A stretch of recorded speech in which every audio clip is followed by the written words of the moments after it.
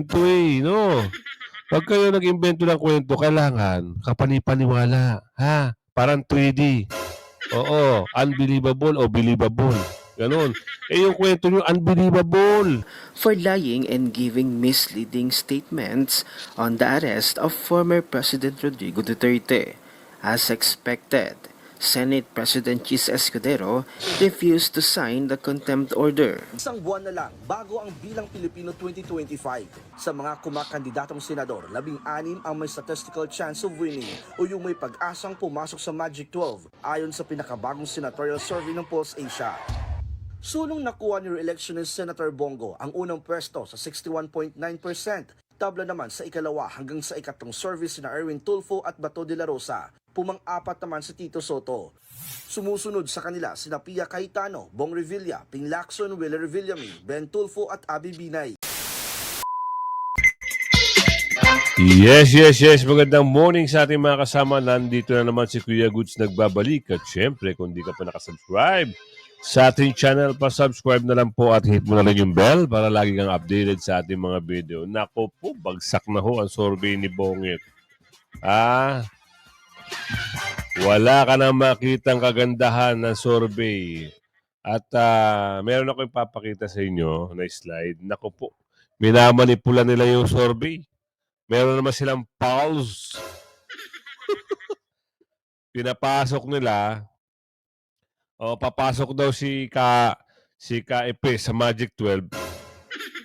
Pero halos lahat ng mga survey nila ay pasok ang binagoongan. What? Talaga ba? O, alam nyo ba yung totoong survey? O, sa dulo ng ating video, abangan natin yan. Ito, BP Duterte nagtaas sa 50% ang performance assessment rating ngayon. Ikumpira ka dito kay Bongengot. Totoo naman. Ito, pasok natin yan. Pero bago natin simulan, isang like, isang share, samahan mo, subscribe. I-bell nyo po para makakatanggap kayo ng notification. At para i-recommended, gumanda ang ating algorithm, like nyo po. Ito na, ipasok mo. Just in, Vice President Sara umangat. BBM lumagapak. Ang pinakabagong performance rating at mga prospect ni Vice President Sara Duterte para sa 2028 presidential elections ay nananatiling maganda sa kabila ng mga kontrobersiya na pumapalibot sa kanyang pamilya at opisina. Nakuha ni Vice President Sara Duterte ang pag-aproba ng 50% ng mga respondent sa poll mula sa 41% sa poll ng WR numero noong February. Ang isa pang 29% ng mga sumasagot ay hindi sigurado at 21% lamang ang hindi naaprubahan sa kanyang pagganap. Sa kabaligtaran, ang sariling performance rating ni Pangulong BBM para sa parehong panahon ay nasa 29% mula sa 30% noong February. Sa mga respondent, 42% ang hindi sumang-ayon sa kanyang pagganap habang 29% ay hindi sigurado. Samantalang sa kanilang pre-election preference para sa 2028 presidential elections, nangunguna pa rin si Vice President Sara Duterte na mayroong 30.2%.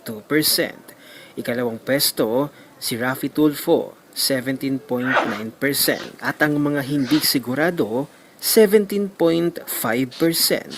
Kay Lenny Robredo, 12.7%. Grace Poe, 4.7%. Bongo, 4%. Amy Marcos, 3.8%. Wala sa listahan, 2.8%. Risa Ontiveros, 2.3%. Manny Pacquiao, 2.1%. Robin Padilla, 1. Ito sasabihin na natin ang totoo. Naniniwala ba kayo na si BP Sara ang susunod na presidente? Survey tayo. I-type nyo sa comment section. Dahil, ano bang nagawa ng mga kasalukuyan na nakaupo ngayon? Halos lahat naman galit. Bakit? Ikaw ba naman pag nag-i-speech ka, duduguin ngipin mo? Ikaw ba naman pag nag-i-speech ka, yung ngala-ngala mo ay yung panga mo, galaw ng galaw. Wala ka nang nagawa. Kukontinue mo na lang yung kay Tatay Digong. Eh, wala pa. Oo. Ikaw ba naman, ubusin mo yung kaban. Hinokus-pokus mo yung gold reserve. O ano ngayon? Sasabihin nyo, ang lakas nyo. Wow. Kwento niya sa unggo yan, ha? At minabuti na lang, ha? Mamaya, doon sa dulo. Minabuti na lang ng pulse survey na pulse, ha? Pulse. Gumawa ng survey na, ewan ko ba, kaya-aya ba sa inyo o hindi? O ito, yung mga biktima ng ano. Oo, ng KK, AJ Cake. AJ Cake daw.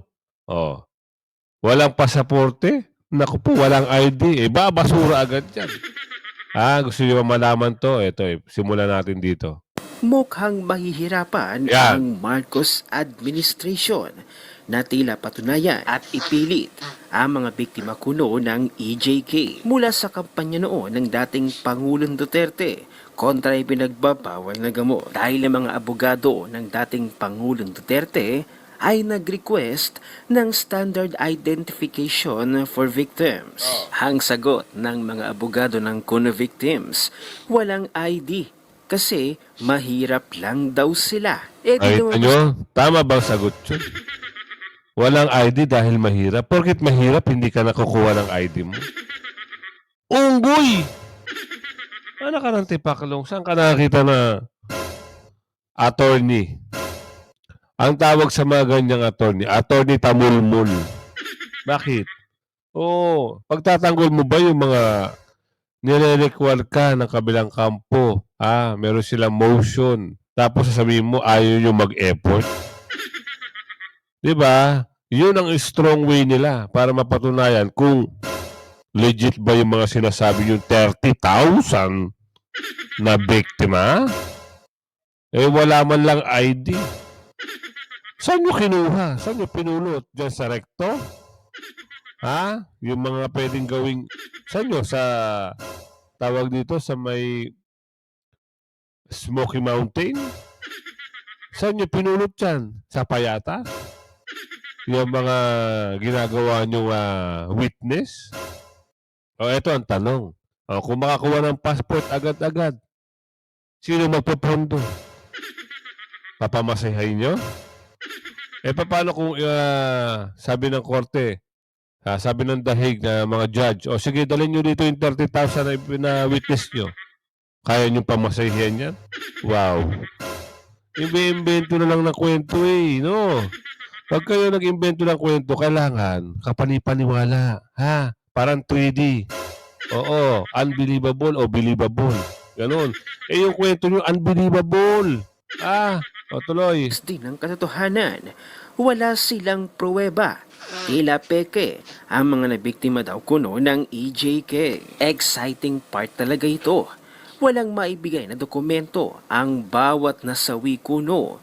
Kung totoo ba na nasawi sila sa war on DRUGS Hindi. ng dating Pangulong Duterte. Hindi pa doon pa lamang kay Aling Sheila. Natatandaan natin, doon pa lamang ay nagsinungaling na sila. Dito sila mahihirapan. Talagang sasalain ng mga abogado ng dating Pangulong Duterte ang mga sinasabing biktima kuno ng EJK ng dating Pangulong Duterte ng kanyang kampanya kontra ipinagbabawal na gamot. Iginiit ng lead counsel ni dating Pangulong Duterte na si Nicholas Kaufman na dapat gamitin ng ICC ang National ID Card o kaya ay pasaporte na may up-to-date na larawan para maberipika ang mga sinasabing biktima. Tama naman. Dapat masuri mabuti kung fake ba yan o talaga yan yung sinasabi yung star anis, star witness. Dahil nakaka-lorkay kayo. Ibang klase yung mga galawan nyo. Pati si Aling Sheila, gustong paniwalain na sambayan ng Pilipino, yung anak niya raw di umano ay kasama doon. Nabuking ng kapitbahay. Oo, pahiya si Aling Sheila. Ngayon, Aling Sheila, ano ka ngayon sa barangay mo? Starlight ka ngayon. Pinag-uusapan ka. Diba? Pera-pera lang yan. Diba? Ang sabi nga ng mga taga Misaya, Mindanao, ang gaba, di Di magsaba. Yun kung tama ba, no? Kung mali man ako, correct nyo ako, ha, tuloy. Kung walang ganitong dokumento, iginiit ng mga abogado na obligahin ng ICC ang pagsumite ng identification documents accepted in the staggered fashion mandated by the Social Security System. Kaya nga di ba sabi ni VP Sara, kailangan nilang patunayan na talagang mayroong 30,000 na nabiktima kuno ng EJK. Kaso, wala silang maibigay. Nakakatawa lamang ang reason nila. An ICC-listed counsel said the victims of the previous administration's DRUGR are the poorest of the poor, who lack IDs or professional licenses. In response to the camp of Rodrigo Duterte's request for stringent verification rules in victim identification. Komento nga ni Edwin Hamora, walang ID, walang kwento. Tama. According to an ICC-listed lawyer, ang mga biktima raw ng war on DRUGS ay poorest of the poor at walay raw silang mga ID or professional license, kaya mahirap daw silang kilalanin. What? Anong pinagsasabi nito, Dodong? How convenient naman. Eto ba yung 30,000 na patong-patong ng mga nasawi na hindi makilala dahil puro pantasya? Nak ng ina... Oo. Excuse me ha, pero mukhang matagal nang hindi ata nakaapak sa barangay hall ang nagsabi nito. Kasi kahit natambay sa kanto na nagpa-blatter ng nagwawalang pagkamahal-mahal na habayanas ay may barangay ID. Yung Ito lang ha. Kung talagang totoo yung sinasabi nila mga witnesses nila, madali lang ho kumuha ng ID. No? Madali lang. Pumunta lang sila sa barangay. Ay, wag na natin turuan. Baka makakuha nga sila ng ID. At baka makapuntos pa. So, kung yan ay bibigyan ng passport, ha? O sila ay pagkukulan talaga ng pansin, lahat ng mga evidensya nila na sinasabi nila na sila ay mga witnesses, kumuha kayo ng passport. Galingan nyo. Oo. Saan kaya nila pupulutin lalo na kung walang birth certificate? Kaya pala ayaw mag-effort. Sabi nung pangalan nun? Yung makapalang mukha, hiwala ang ipin. Naku po. Tigil-tigilan nyo na. Alam namin, taga-bundo kayo, nanggugulo lang kayo sa syudad. Ganun lang yung kasimple. Eto problema. Nakalaya sila Kinilaw. Bakit? Dahil kanino? Merong isang senador, imbis na tulungan yung kapwa senador, anak ng bugi, pinagtanggol pa. Hindi natin alam. May nagsasabi, magkakaibigan daw pala ito, inutos daw di umano ng isang babae na nagngangalang. Kilala nyo naman sila, di ba? Sila yung mga tabingi maglakad, ngiwi ang panga, makapal ang pes, mulat ang mata, mukhang, tuloy nyo kung ano yung sasabihin nyo. Mukhang, tuloy. So ito, bakit pinalaya? Bakit hindi pinirmahan? Ano ang problema?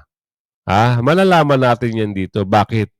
Matapos ipasited contempt ni Senator Amy Marcos at Senator Bato de la Rosa, si Ambassador Marcos Lacanilaw hindi pala pinirmahan ni Senate President Chis Escudero ang contempt order laban kay Lacanilaw. Bago pa man mangyari na hindi pirmahan ni Senate President Chis Escudero ang contempt order, ilang sandali lang ay nai-release na agad si Marcos Lacanilaw. Ayon pa kay Senator Amy, Ambassador Marcos Lacanilaw has been released despite being cited in contempt for lying and giving misleading statements on the arrest of former President Rodrigo Duterte.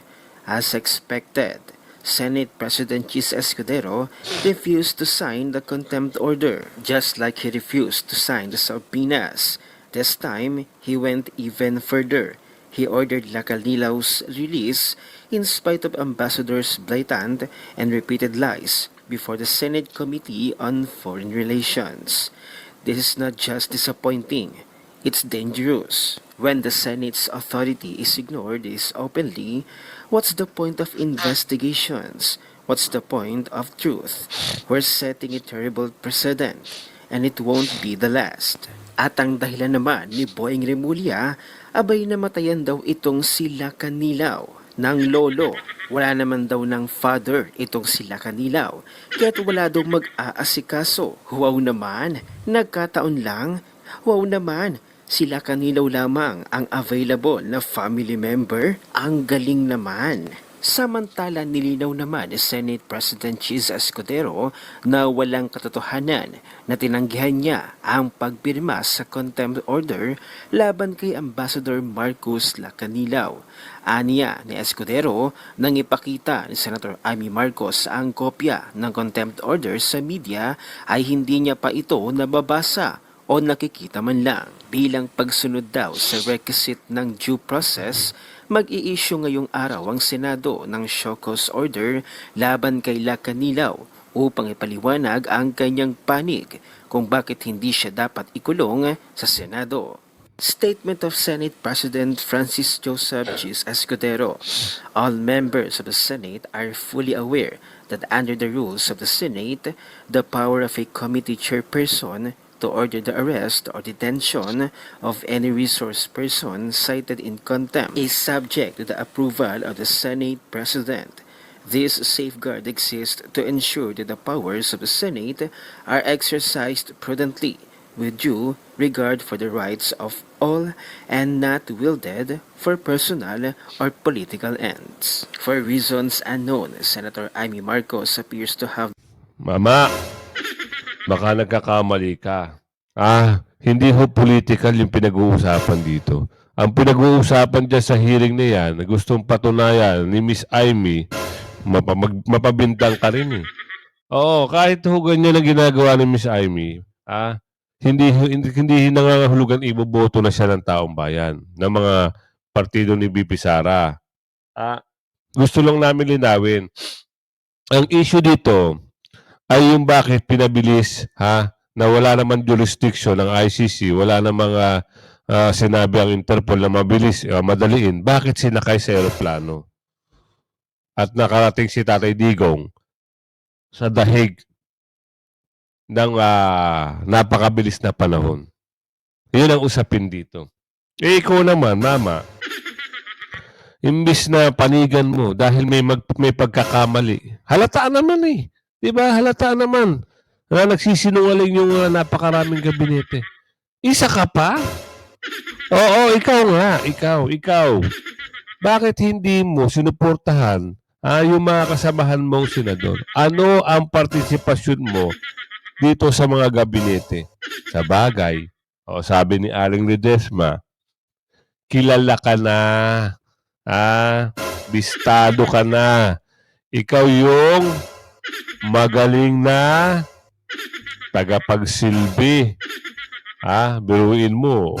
Ang tawag sa'yo, dakilang waiter.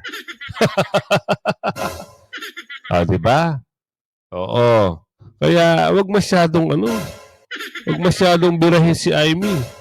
Dahil si Amy, medyo maganda yung ginagawa ngayon, pero hindi pa mumulitika yun. Kahit pa mumulitika man ang gawin niya, sabi nga ng ating kaibigan dyan, never again. Never again. Malapit na ho ang Mayo.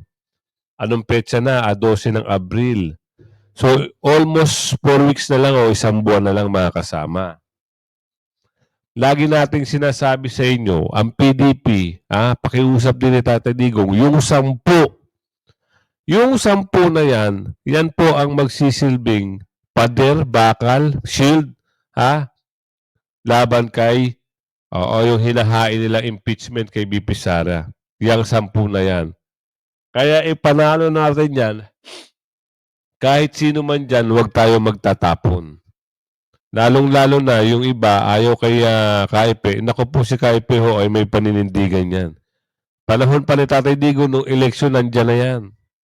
Siya rin ang naging boses sa Villamor Everest Gate 2. Siya ang naging boses dun. Siya yung nakipagbardagulan dun.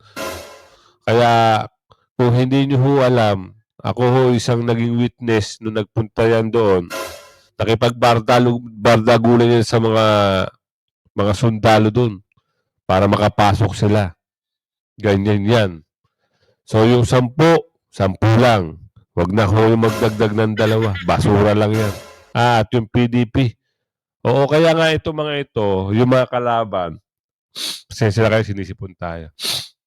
Nagpapakalat na sila ng maling survey. Gusto nyo makita, gusto nyo malaman. Ha? Ito yung survey nila. Puro pakwela, puro pang-uuto. Pinapasok nila si KIP, pero halos lahat nasa kanilang linyada. O anong mangyayari dyan? Di, panluloko na naman. Di ba? Ito, ipasok natin ha. Baka mamaya magulat kayo, sino-sino nakapasok dito. Kayo na humbalang umusga at sila magkukwento nito ha. Editorial survey ng Pulse Asia sina Philip Salvador, Bam Aquino at Rodante Marcoleta. Nasa front tayo ng balitang yan, si John Aroa. Higit isang buwan na lang bago ang Bilang Pilipino 2025. Sa mga kumakandidatong senador, 16 ang may statistical chance of winning o yung may pag-asang pumasok sa Magic 12 ayon sa pinakabagong senatorial survey ng Pulse Asia. Sulong nakuha ni re-electionist Senator Bongo ang unang pwesto sa 61.9%.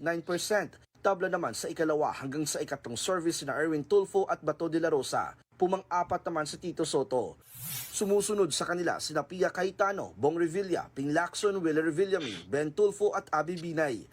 Hindi rin nalalayo ang pwesto ni Lito Lapid at Manny Pacquiao. Si Philip Salvador, unang beses nakapasok sa top 12 survey. Sinundan siya ni Camille Villar. Unang beses ding umangat ang pangalan sa survey ni Bam Aquino at Rodante Marcoleta. Ginawa ang survey simula March 23 hanggang Kita nyo na, pati si Senador Marcoleta. Di ba?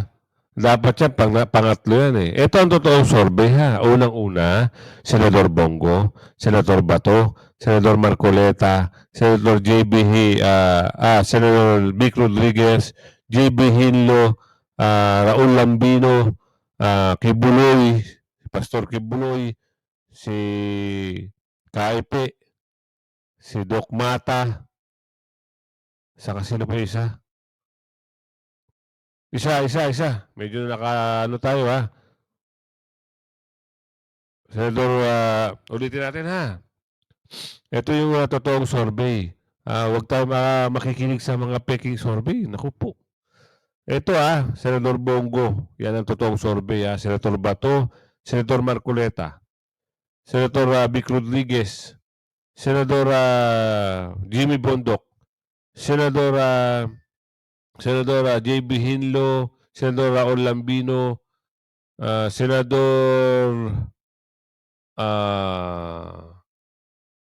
Epe, at Senador Mata, Richard Mata. So, isa na lang. Isa. Sino ba yung isa? Naku, may nakakalimutan ako mga kasama ha. Sino kaya yung isa? Hay nako, i-comment nyo sa comment section mga kasama kung sino yung isa. Para malaman natin, nakakalimutan ko 10 yan eh. Tuloy. March 29 kung kailan kasagsagan ng isyo sa pag-aresto kay dating Pangulong Rodrigo Duterte. Ang numero 1 sa survey na si Go nagpasalamat sa tiwala ng publiko. Ngayon tuloy-tuloy ang panunuyo niya sa Oriental Mindoro. Si Bam Aquino naman aminadong natutuwa na nakapasok sa survey pero ayaw magpapakampante. Siyempre po, tuwan-tuwa kami. Alam niyo po, nakikita po namin on the ground, no, ang dami hong gumagalaw, ang daming volunteers, especially yung mga kabataan. At ang sabi ko po sa kanila, habang gumagalaw sila, mas tataas pa yan.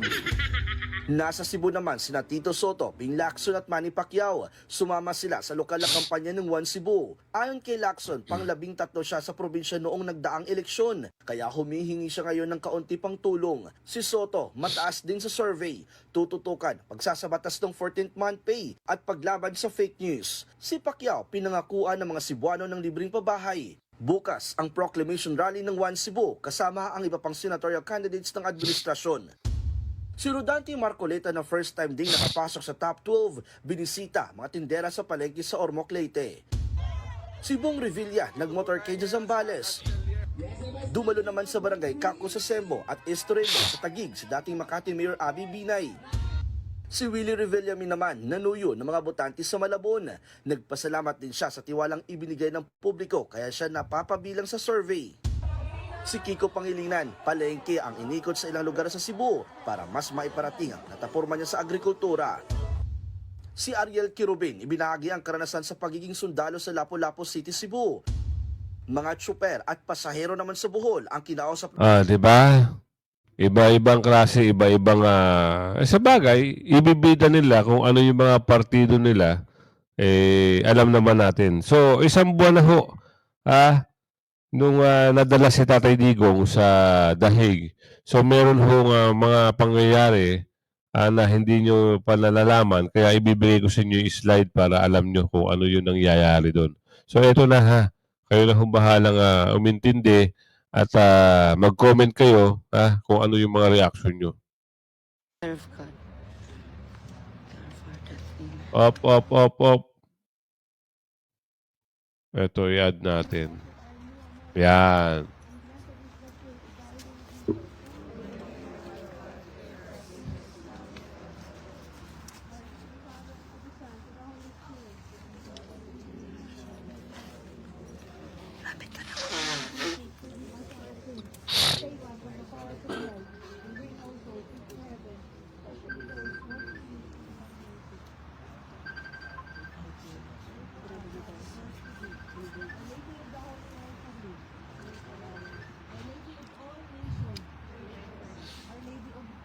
Seminary.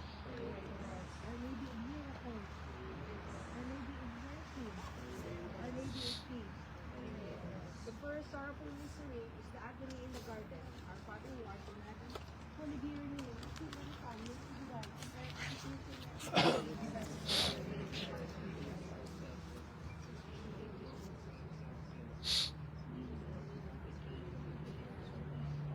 Hail Mary, full of grace, the Lord is with you. Blessed are you among women. And blessed is the fruit of thy womb, Jesus. Hail Mary, full of grace, the Lord is with you. Blessed are you among women. And blessed is the fruit of thy womb, Jesus. Holy Mary, Mother of God, pray for us sinners, now and at the hour of our death. Amen. Hail Mary, full of grace, the Lord is with you. Blessed are you among women. And blessed is the fruit of thy womb, Jesus. Holy Mary, Mother of God, pray for us sinners, now and at the hour of our death. Amen. Hail Mary, full of grace, the Lord is with you. Blessed are you among women. And blessed is the fruit of thy womb, Jesus. Hail Mary, full of grace, the Lord is with you. Blessed are you among women, and blessed is the fruit of thy womb. Sinners, now. Hail Mary,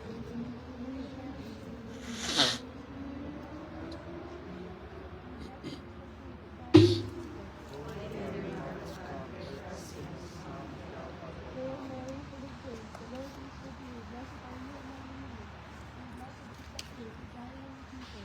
Holy Mary, Mother of God, pray for us sinners, now and at the hour of our death.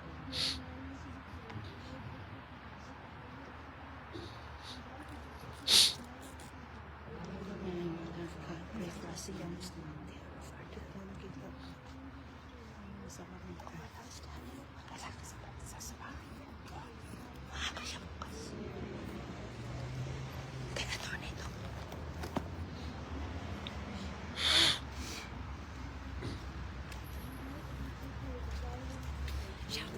So, ayan yung mga kaganapan ha.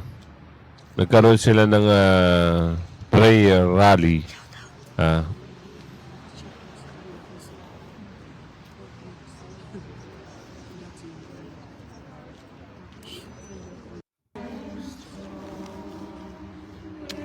Ating kababayan sa iba't ibang parte ng Europe ay nagpunta. So, ulitin ko lang yung mga kandidato, ha? Ulitin ko lang ho yung mga kandidato, ha? Oo, yung sa survey na malakas, Senador Bongo, Senador Bato, Senador Marcoleta, pangatlo, Senador Vic Rodriguez, pang-apat, Senador Raul Lambino, pang-lima, Kibuloy, pang-anim, JB Hinlo, pang-pito, Jimmy Bondok, pang-walo, Kaipe, pang-siyam, at si Doc Mata, si Richard Mata. So, yun yung mga totoong survey. Huwag kayo maniniwala sa mga survey-surveyan lang. O dahil alam niyo naman ang panahon ngayon, nababayaran daw di umano. Magkwento ka lang, may magbabayad sa'yo. Yan ang sabi ni Aling Ledesma. Kaya minsan naniniwala ako dito sa mga kwento ni Aling Ledesma. Meron pang ang balita Oh, di ba? Meron pang balita ngayon. Anak ng bugi buti na lang maingat sa Davao ngayon. Dahil talagang gagawa ng hokus-pokus. Yung akalain nyo yung mga pare-paranalya nila para sa eleksyon, nabisto agad. Ganyan. Buti na lang magaling sila Boss Basti at saka sila Boss Pulong. Si Mayor Basti at saka si Vice Mayor Basti at si Congressman Pulong. Buti na lang magaling. Abangan nyo lagi yung ating daily vlog Bibigyan ko kayo ng magandang mga update sa mga nangyayari hanggang sa muli Bye-bye.